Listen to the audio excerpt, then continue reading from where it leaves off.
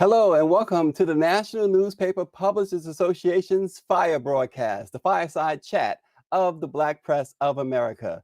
Before we get to our special guest today, just a news update for our viewers. The trial of Travis and Greg McMichael and William Rowdy Bryant is now in the hands of a jury in Glenn County, Georgia. This morning, prosecutors wrapped up closing arguments with a stern rebuttal by lead prosecutor Linda Dunikowski, who, while giving her close, looked at the jury and pointed at the defendants and demanded that you can't start something and then claim self-defense.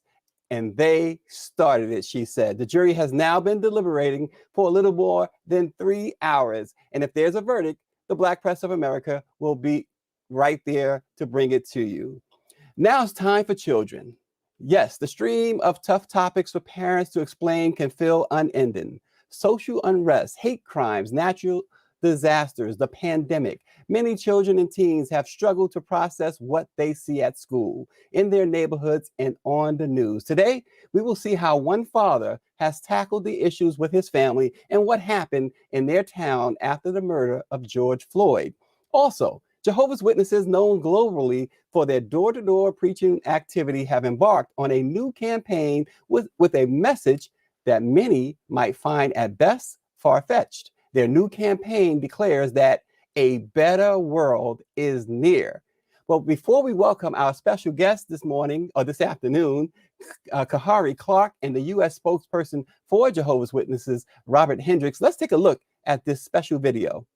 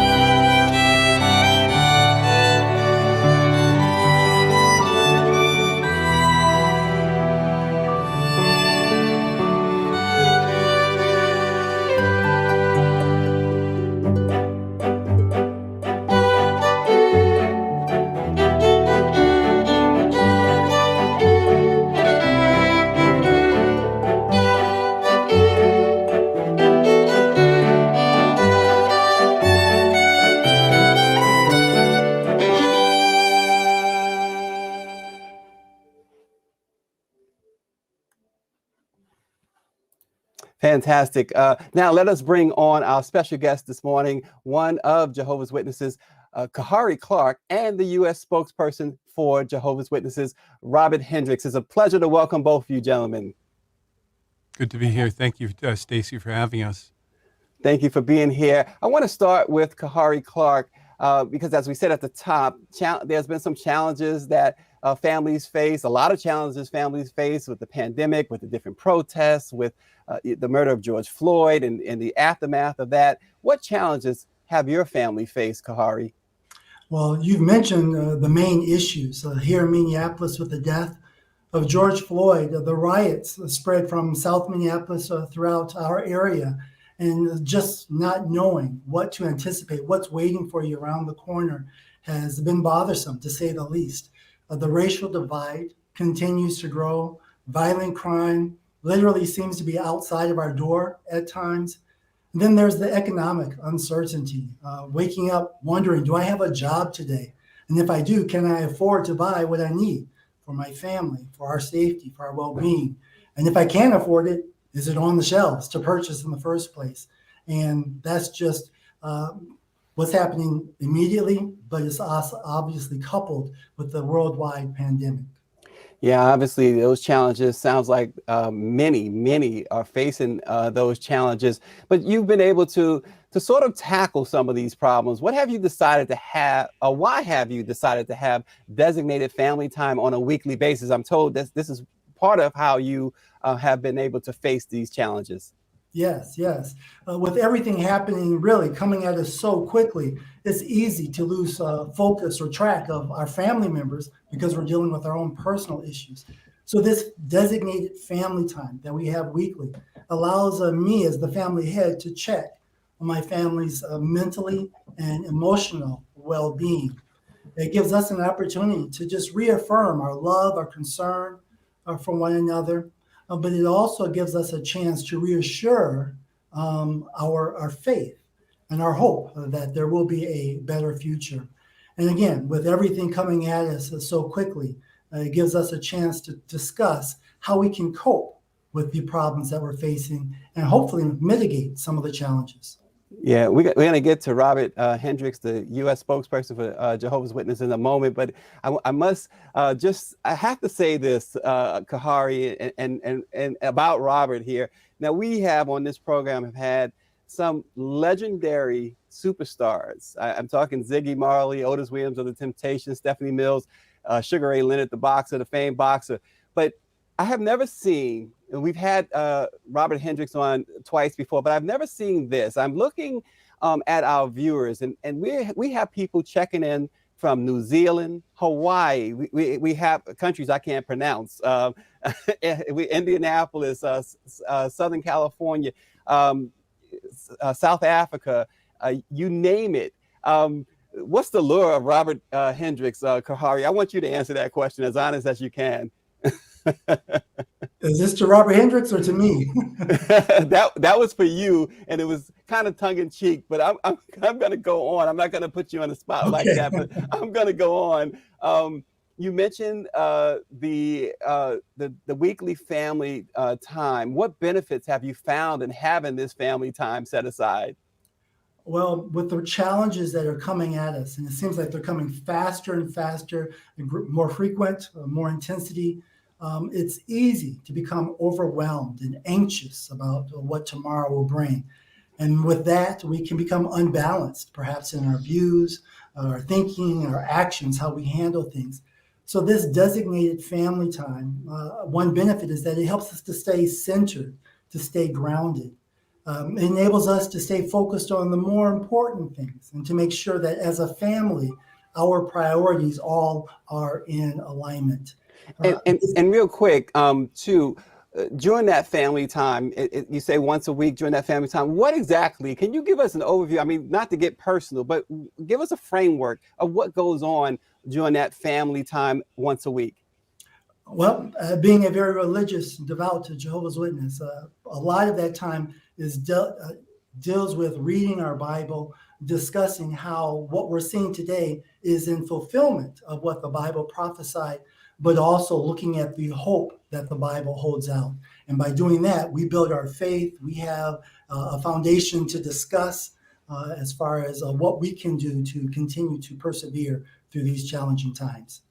Well, Khari Clarke, it sounds like you set a great example, and getting through these trying times, you do need some sort of spiritual connection, and it sounds like you certainly have that. We really appreciate you stopping in this afternoon and joining us. We're going to now segue to our superstar here. I'm calling him a superstar. Man, Stacy, before Khari leaves, he just left.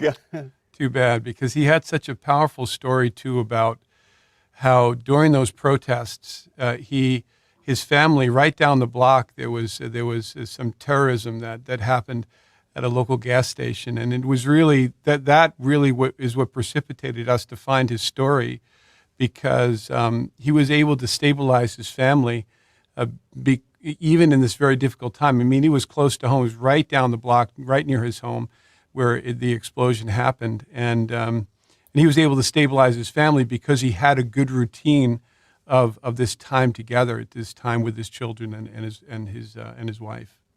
And just stand for 1 second on Khari, Robert.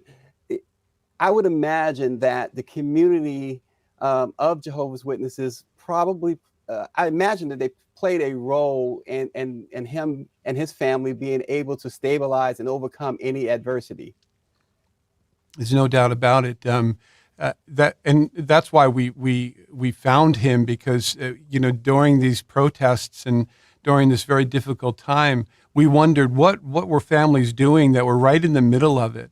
How are they staying neutral to the issues facing these different factions? How are they able to keep their courage and keep peace in their household, in their neighborhood, and keep peace with their neighbors? And really the good routine that they have of spiritual discussions and sort of the daily debrief for the kids have really helped Khari and many other families who have a practice of coming together on a weekly basis, at least weekly, to have that sacred time together and spend it so they could talk about even things as difficult as racism and other terrorism and the things that are facing the community, violence. And it helps especially the children, but everyone, to put things in perspective. I know I have that family time with my wife as well.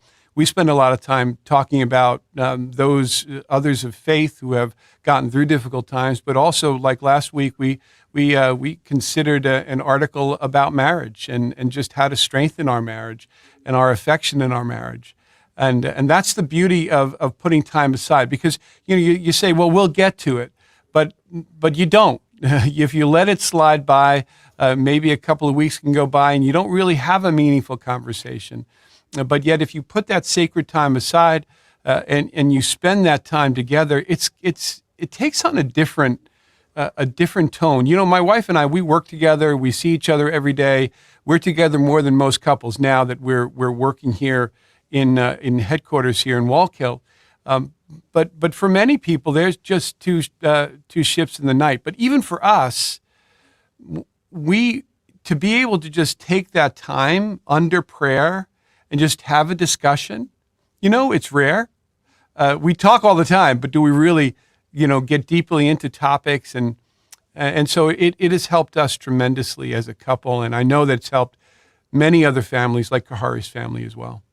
Yeah, I want to just do a couple of shout outs as I see names come in from everywhere. I see Donna Baker from Cleveland, Ohio, Yvonne Sanders, Wade Field from Kansas City, Missouri, Kenny Francis from San Antonio, Texas, Patrick Dero from Reno, Nevada, Cheryl Charles from Trinidad has checked in, Poughkeepsie, New York has Vanessa Santiago. So many, and I hope that the folks understand that we can't name you all, but you're there. We're glad to see you, Stephanie Adams from Georgia. Let's get into this because, Robert, Jehovah's Witnesses have been called out, if you will, or criticized for declaring that the end of the world is near, or that the world is going to be destroyed. And now you have this campaign. We're in a pandemic. Some folks are at the lowest points in their lives, suffering from different ailments. We talked about the loss of employment. We talk about health.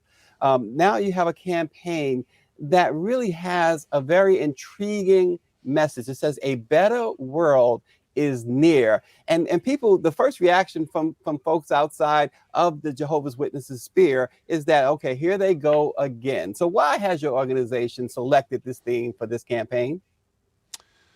In a word, hope.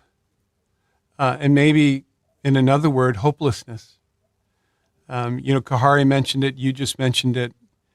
we look at the world today, and it's bereft of hope.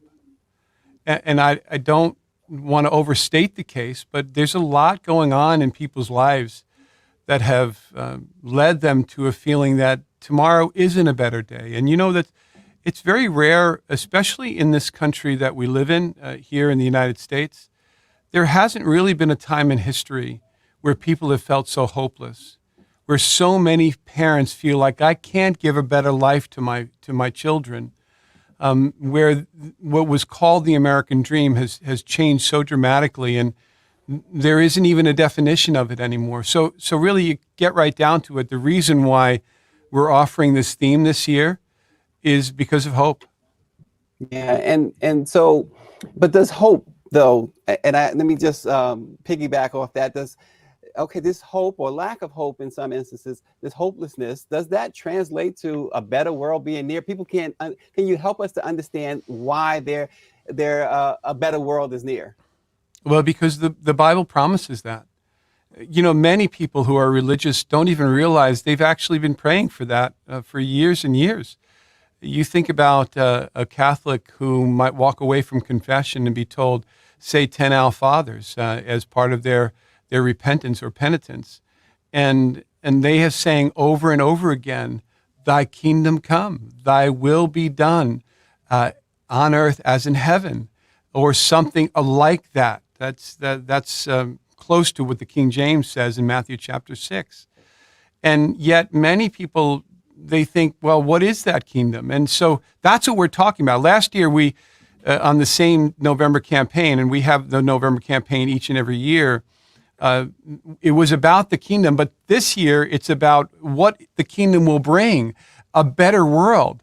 And when we look at the hopelessness of this world, it's because many look at what's happening and they say, well, the wicked, the evil people, the worst people are the ones getting ahead.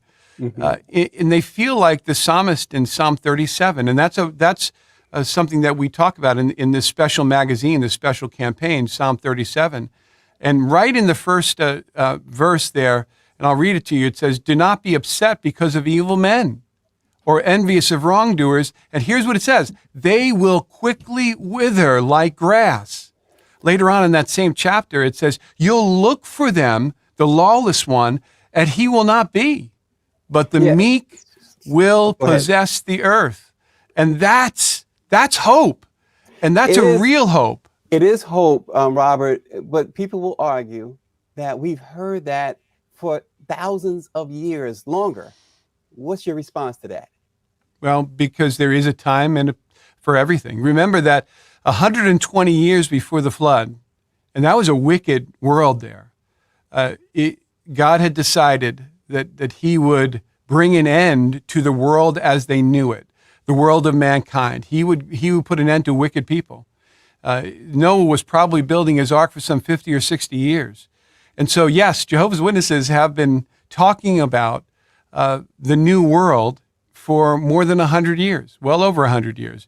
But just like Noah, we go on God's timetable. And it doesn't matter whether it's today or 100 years from now. The fact is, we do have a hope that this world is not something that is going to perpetuate itself into its own oblivion, which many people believe. Many people believe in their heart this world is going to end anyway.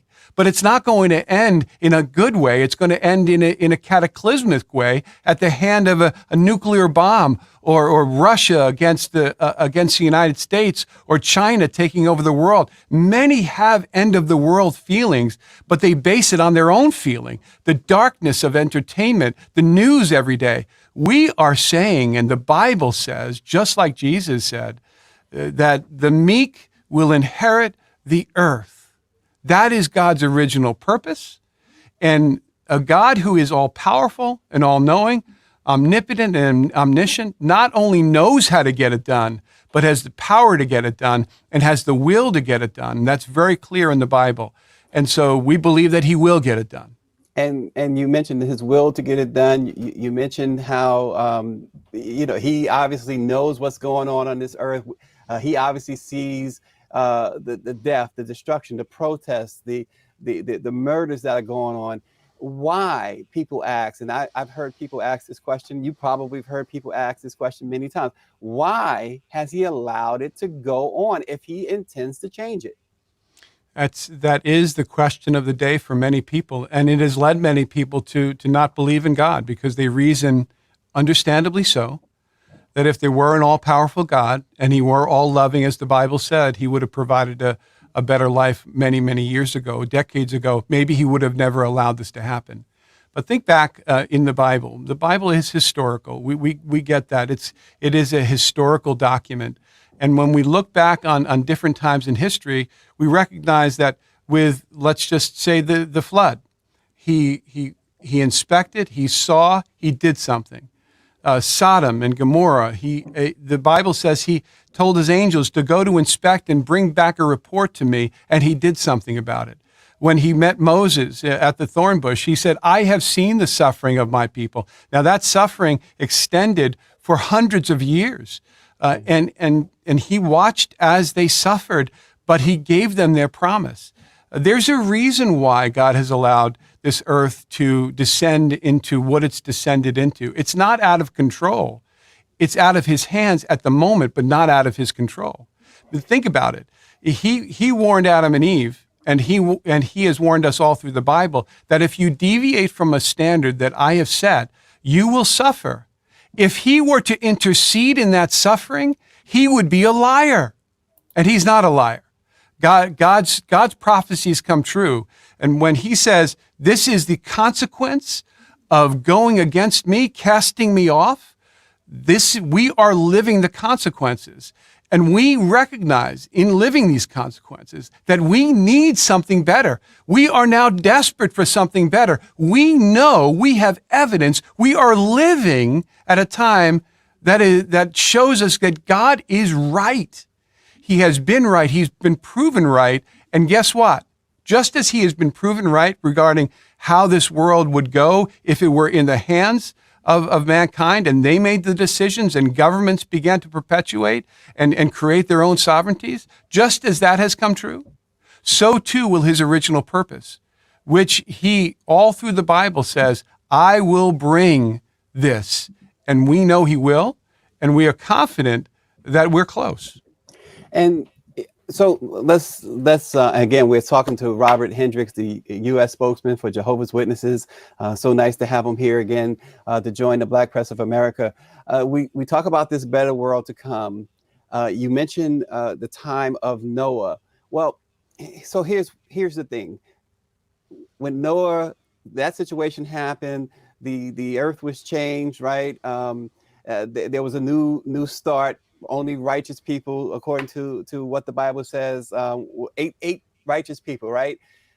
Why then are we in this condition? And when you think about it, you're saying a new world. So talk about this new end of this to this world. It sounds ominous. What does it actually mean? Does it mean that we'll have another situation with the flood, and then we go back to mankind has sinned again? Well, those are good questions and questions that many people have, but they're easily answered. And remember, the Bible is very logical. We look back in the Genesis account, and the flood happened very early in mankind's history. Actually, it was some 2,000 years, from about 4026 to 23:7, not quite 2,000 years. But we realize that, well, that wasn't God's time to make things new. It was God's time to cleanse the earth because it had been defiled by demonic activity. Remember, the Bible says that the demons actually became humans, took on human form at that time. So all of their work, all of their children were wiped out by that. 8 righteous souls survived, and they started, it's true, a new civilization. But it wasn't time. How do we know it wasn't time? Well, every Christian knows, whether they're Jehovah's Witness or not, that Jesus had to come. And so he set into place some years later the mechanism for that to happen. And some 2,300 years later, Jesus was born and then gave his life for us when he was about 33 years old. He gave his life for us. And that set the stage for him to take over rulership of this world. But still, it wasn't ready. It wasn't time. Remember, the Bible says very clearly that he would sit at God's right hand until it was time, until God would put his enemies as a stool for his feet. And so there would be a period of waiting time, and that intervening time after Jesus gave his life and now today was important. And now today we're in what we might call the conclusion of the system. What does that mean? What does the end of the world mean? For many people who watch movies, and in fact, we just kind of clicked by Armageddon, that famous movie on television just the other day, and that's become so popular. You know, the darkness of entertainment, and it's almost become our Bible of civilization, right? Because we've gotten our understanding of the immortality of the soul. We've gotten our understanding of demons and angels by movies and of Armageddon. But here's what the Bible says about Armageddon. It's really good news for righteous people. Just like the flood was really good news for Noah's family, because they escaped an evil world, but the world was intact. In fact, it cleaned itself up. We were talking today with some friends who live down in Tennessee, and they were on the Gulf Coast for just a holiday, a vacation. And I asked them, how is it there? You know, there's been so many oil spills. And they said, you know, back in, there have been times when the tar has come up, but it's beautiful, it's pristine, they said. Now think about that, how the earth regenerates itself. There's nothing wrong with the globe. There's something wrong with its tenant. And those who are wicked, the lawless one, just like Psalm says, that tenant needs to be evicted. And once that tenant is evicted, Jesus can take over control of this earth. He can be the one government over all of mankind and change it forever. And indeed, a new world will be here, not just near. So again, just to be clear, and you mentioned Jesus can take over. This taking over, again, doesn't he see what's going on here? We see the governments. You mentioned the governments. And one government. Can you explain that part of your statement about this one government? Because as we know, everyone has a government, right? Not just the country, but your city has a government. Your county has a government. Of course, there are foreign governments. Can you explain that one government statement? Well, first of all, how many people are satisfied with the multiple layers of government that exist? Just think about that question. Is anybody really satisfied with every layer of government? Is anybody really satisfied with paying taxes to governments? We do it because that's what we lawfully should do. We're under subjection of the superior authorities as Christians.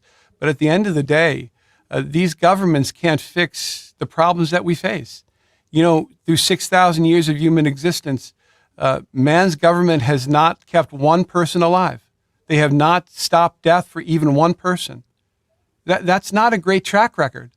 In fact, they've caused the death of many because they've been responsible for the wars.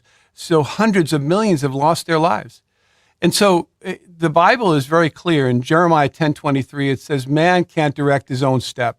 That's not simply a negative comment about man's government. We know that there are many people, many government officials who really care, who want to do what's right, who are trying to do what's right. But the system doesn't work. And here's why. God didn't design us to govern ourselves. In the beginning, who was the government? It was under the heavens. God was the government. He set the laws. He oversaw it. He didn't appoint anybody as a governor in the Garden of Eden, right? When we think about governments today, they have proliferated. There's more governments today. There's more nations, sovereign nations today than ever before in history. Why? Because people are unhappy. And so they think they can form a new village and get their roads fixed or get their dogs picked up. And they just want simple things done. God says, I'm going to solve it all, but I can't solve it with the intervening of these other sovereignties. That's why the Bible clearly says those governments will be put away. And this one government, kingdom, Jesus called it a kingdom in Matthew chapter 6. In fact, that's why he said, that's why I came to the earth, to bear the good news of the kingdom. That kingdom will be the one kingdom over all of mankind, and the government will be under one king, and that's Jesus Christ. To me, it's simple. It's a simple message. It makes sense. And it's this message that we can be joyful about and we can pray about, because it's the one thing, it's the one person we can say, yeah, Jesus can do it. He already proved it. And waiting for him, instead of putting our trust in other governments, waiting for him to take over, that's powerful. That's a powerful hope. Yeah, we're talking to Brother Robert Hendriks of the Jehovah's Witnesses, spokesperson for the Jehovah's Witnesses. A better world is near. I keep looking here and there, folks, because it's so many comments coming in. We do want to recognize some of you, as many as we can. Steve Miser is watching from San Francisco. Joe Henrios, I hope I said your name right, Joe, is watching. Sonia Colognes, Susitana Cook is watching. Edward Hatch, Butterfly fan and friend. It goes on and on. Nancy Rosales is watching. Daryl Ankrum is watching. Tanya O is watching. And it goes on and on. Jim Badgett, thanks for watching. But let's get back to this campaign again. What effect has this campaign and other similar Jehovah's Witnesses outreach campaigns have had on the community? Well, nobody can do it like Jehovah's Witnesses. You said before, and I'm embarrassed that you said that I'm a superstar. Really, it's Jehovah's Witnesses. We're such a global community that many of the folks who are tuning in today are my sisters and my brothers, and that's all I am to them. I'm a nobody, but the message is powerful, and so the kingdom message, the ability of Jehovah's Witnesses to put out a message is like no other organization on earth. Why? And that's a fact. 230 lands, okay? We printed, of this magazine, which is A Better World is Near, we printed 36 million copies of this. We printed it in originally in print form alone in 230 languages. But in digital form, it's in 400 languages. Our JW Library app has 15 million users a month. And on 15 million devices, and has 600,000 videos and audio that are accessible through the JW Library app. And then we have congregations all over the world, 130,000, 120,000 congregations, filled with people who all they want to do each week is spread this message, volunteer to do it in 400 languages. Who else does that? You say, what effect does it have? It has a profound effect. There is no organization on earth that can have that kind of effect. It's impossible. And you know why they won't do it? Because it's not profitable. But we give it away, just as Jesus did. He said, you receive free, give free. So if you have a beautiful message in beautiful form in your mother tongue, and you have your neighbor who's offering it to you, it has an effect on people. And it is having an effect on many. At our last annual celebration of Christ's death, we had more people who attended that celebration than ever before in our history, in excess of 21 million.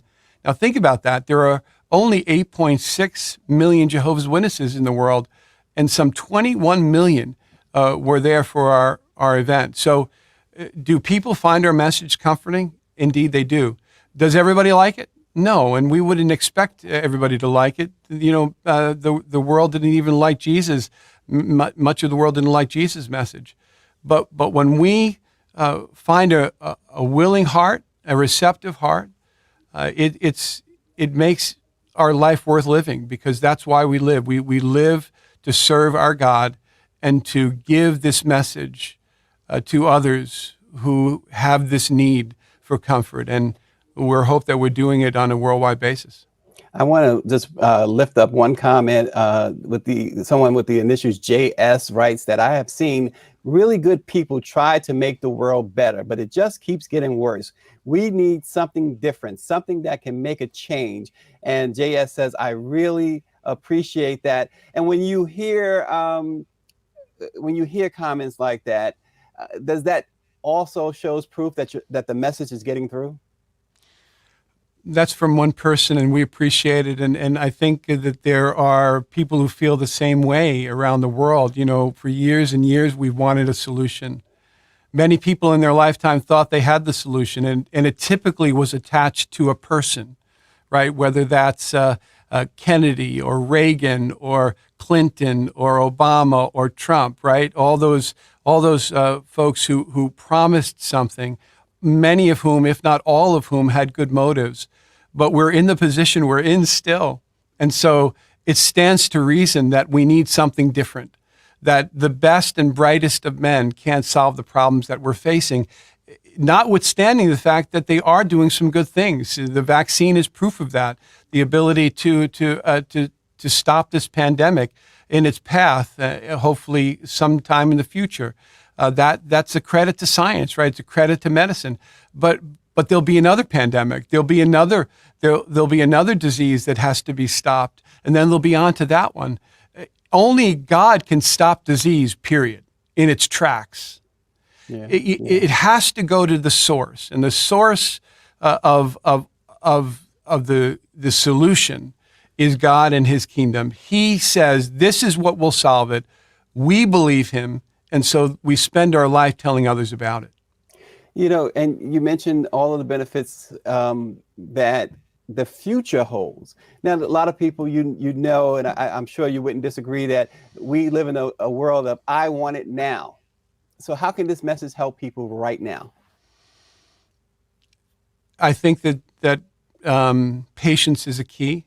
I do think that it takes faith to believe that you can have benefits now. But it's absolutely true, and I'm glad you said that, because it's true. Some of us, maybe even some of us listening, maybe even myself, maybe we won't see this kingdom come. I believe I will. I have faith that I will, and I live my life that way. But I also know that the principles in the Bible that I've learned and applied in my life have made me so much better than what I naturally would be. It's given me a good, strong marriage. It's given me a good, beautiful family. It's allowed me to be joyful every day, to have meaning in my life. It's given me a hope every day that I'm not a hopeless person. I'm hopeful. It's taught me how to have relationships that are productive and long-lasting. It's taught me what loyalty is. It's taught me how to have an intimacy with my Creator. And of course, the Bible gives Him a name. His name is Jehovah. All of these things have enriched our lives, not in the future, but now. And so it's been worth it. Whatever sacrifices have been made to apply Bible principles in my life and to live my life the way I've lived it, and most Jehovah's Witnesses will tell you this, it's been worth it. Every single day, even now, it helps me. And why is it important, Robert, for Jehovah's Witnesses to spread this message? It's important because we have an obligation. So it's really three things. One, we love our God. So that's really important. I mean, that's really at the base of all of this. God has been, He's been slandered. You know, it galls me when I hear religious leaders call a devastating hurricane or typhoon an act of God, as if He were punishing people. God has been slandered. We have an obligation as those who love Him to set the record straight. And the Bible sets the record straight. It's very clear in the Bible that He doesn't try, James chapter 1, He doesn't try people with evil things. That's what Satan does. The evil things that have happened are the result of our own actions or inactions and the way that we have taken this world and governed it. That's number one. It's love of God. We love Him. Number two, we love His Son. And His Son told us, and it's really a powerful passage in the Bible in Acts chapter 1. This is where Jesus is meeting with His apostles for the last time, His disciples. And they don't know what's going on. They say, "Are you going to restore the kingdom to Israel at this time? Christians are still asking that question today in the south of this country and all over the world, those who are Zionists, right? Are you going to restore the kingdom to Israel at this time? Well, he said, it's not for you to know that. Here's what you should know. Go preach, go tell this message in Jerusalem, Judea, Samaria, and the most distant part of the earth. That's your job. Go preach. He also told them on another occasion after his resurrection to go, therefore, and make disciples and teach them the things I have taught you. And so we love Jesus, so we listen to him. Being a Christian is obeying the Christ. And that's what we try to do. We try to obey the Christ. And when he says do something, we do it. So that's number 2. Number 3, we love our neighbor. And that's just a fact. I mean, there's nothing that pleases us. There's nothing that gives us more joy in our ministry than to knock on our neighbor's door, to call them or write them a letter and get a response and enhance their life and give them hope. These are the reasons why we do what we do. And you mentioned a little while ago, tens of millions of these magazines are being printed. In fact, just to give our audience an understanding of the magazine, it's called A Better World is Near. How is it being done? How is this being done? You mentioned 30-something million of these magazines. How is it being done? Well, they have already been distributed to congregations around the world. That's already happened. In fact, we're right now, many of us are relying on the digital edition because we're out of the print edition, even though we've printed 36 million of them. And it's being done by people around the world who are getting to their neighbors through letter writing. So it'll be stuffed in an envelope, sending them an email if they know them, or a text as a return. We call a return visit. Somebody they may or has expressed interest. They'll send it to them in a digital format. And we'll also make phone calls. We also are doing. We always offer free home Bible studies. And so these digital editions and print editions are going to our Bible studies who are very interested in the message already. Millions and millions of people around the world are studying with Jehovah's Witnesses the Bible, and so we're doing it the best way we can. It's a little atraditional for us. You saw at the beginning, that was a beautiful video. Thank you for that that you had.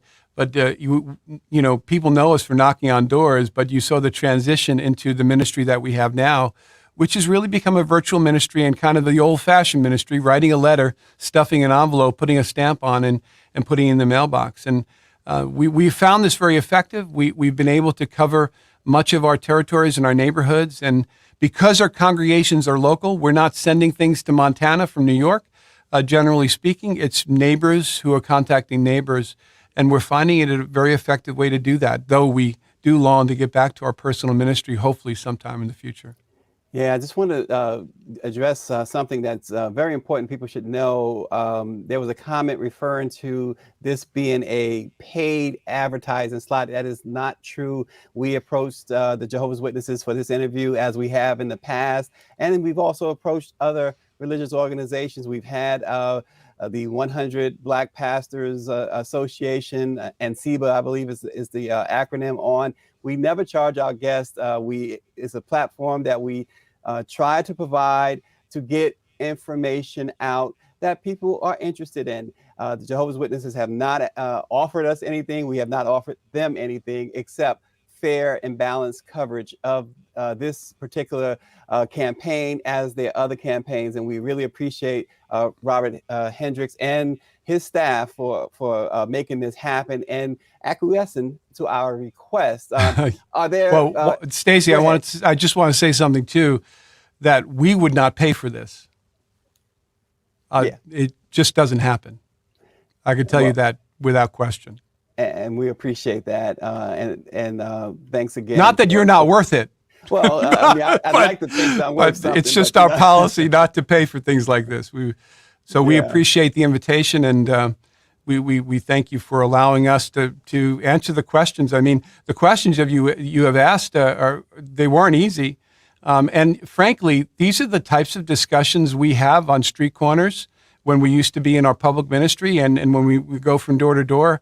And so the fact that we can't have these discussions as freely anymore, where, my wife and I, we used to stand at Bryant Park on 42nd Street between 5th and 6th Avenue, and thousands of people will walk our way. And these are the kinds of conversations we would have almost every single day. And now we can have them this way. And it is an effective way to get to people. And we're hoping that at minimum, at the end of something like this, there's an understanding of who we are and our message. And people can do with it what they want to do with it, but it's nice to be able to actually give this information to people and allow them to go to jw.org and look further, dig deeper, and make their own decision. If they agree or disagree, or they find it useful, we appreciate that. And either way, we'll be there to talk with them, or to be able. We accept the decision that they make. It's a personal choice. Yeah, and just a couple of quick more things. We are running out of time. Are there any plans to begin in-person meetings for Jehovah's Witnesses again? I understand that in some areas you have, but in many areas you have not. So as you probably know, because I think we said it last time on this broadcast, March 2020, March 20th, 2020 in the United States is when we suspended our public ministry, and over the next several days and weeks, all public meetings were shut down. And we have been shut down. All of our public meetings have been shut down to today. So we have not had a public meeting even to today. And all of our Kingdom halls are shut down for the most part. But here's the interesting part that answers your question and relates to what you said. We have been holding pilot meetings, trial testing in Puerto Rico. In 12 congregations in Puerto Rico. And this past weekend, I believe it's 7 congregations in Connecticut. We have chosen areas with a high vaccination rate and a low infection rate. We are asking our congregants to mask up in the Kingdom Hall. And we are seeing how we can provide an experience that we have never done before. And what is that? It's creating a hybrid environment. So at these meetings, we have those on Zoom virtually who are actually participating in the meeting, and we have a live meeting at the Kingdom Hall with a live audience masked up. And so it's been interesting. And the Branch Committee of the United States and the governing body is learning from these meetings. They are not public meetings. They're only vaccinated can come and are invited. And those who are unvaccinated can go on the normal platform, the Zoom platform, the virtual platform.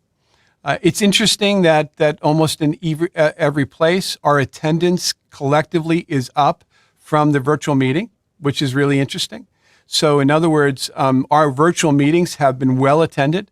In fact, in some cases, in some areas, we're in record attendance.